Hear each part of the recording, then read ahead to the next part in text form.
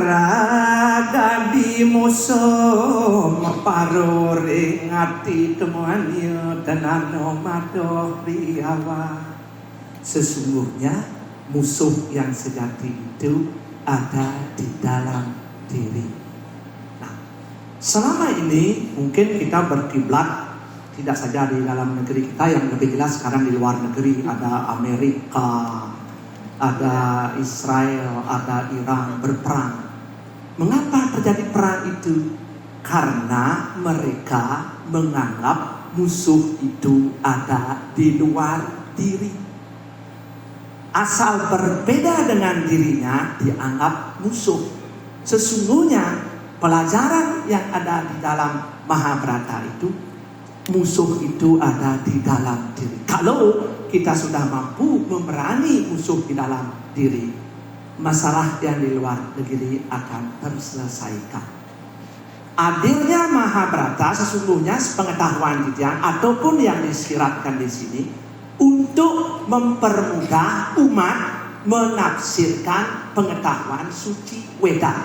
Karena Weda itu sangat takut dengan orang-orang yang bodoh.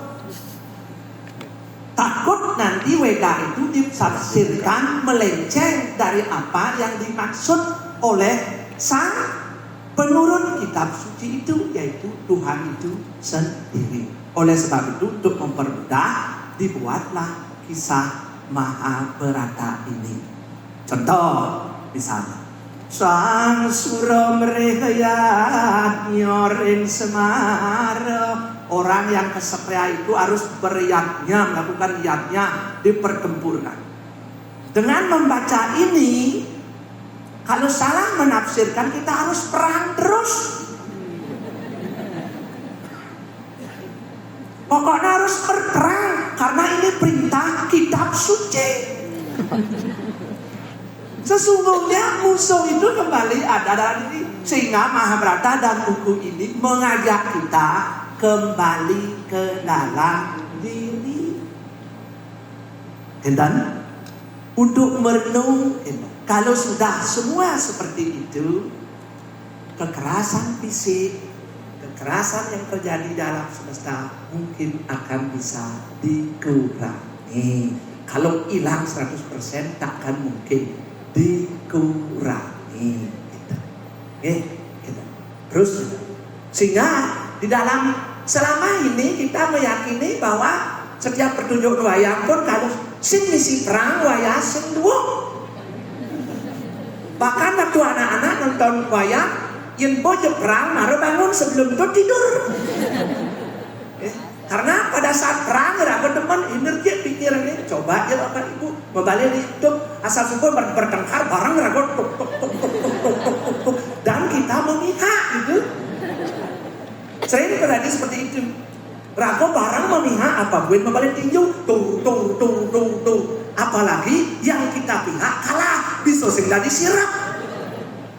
Itulah oleh sebab itu maka Kurawa dan pun Pandawa semua ada dalam diri kita. Kita tidak usah memihak. Thus di antara Kurawa dan Pandawa ada Krishna. Siapa Krishna? Sang jiwa itu sendiri yang selalu menuntun peperangan ini agar kebenaran selalu mengalahkan keburukan. Dituntun oleh sang jiwa. Kita. Ini yang bisa di saat ini. Karena kita sering berdebat bahwa musuh itu ada di luar. Oleh sebab itu mulai sekarang marilah belajar merenung, kembali ke diri sendiri untuk memunculkan jiwa-jiwa yang lembut, jiwa-jiwa yang penyabar. Bapak Ibu sareng sami, Prince yang bilang membuat sabar itu tidak cukup baca kitab suci. Membuat sabar tidak cukup membaca buku ini. Menjadikan kita sabar tidak cukup mendengarkan Dharma Wacana, tidak. Justru selalu menghadapi masalah dan belajar melawan masalah yang kita hadapi itu. Itulah guru sejati kesabaran. Ketika masalah datang, yakinlah bahwa kita akan disuruh naik level. pasti naik level. Bapak Ibu, circle kalau naik level pasti masalah sering dihadapi dalam rumah tangga. Ketika Bapak Ibu menghadapi masalah banyak di rumah tangga, yakinlah Bapak Ibu akan naik level.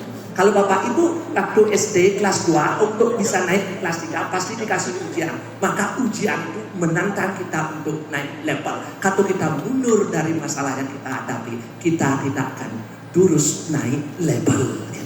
Oleh sebab itu, hadapilah masalah dengan senyum. Orang yang damai menganggap masalah bukan sebuah masalah, karena bagian dari kehidupan yang harus dijalani. Kalau tentang wayang, tokoh idola dia karena dia dalang suka mendengar, suka membaca, dan karena itu dia berjuang mencari jati dirinya. Siapa sesungguhnya mereka, walaupun akhirnya dan semua pun kita akan mati.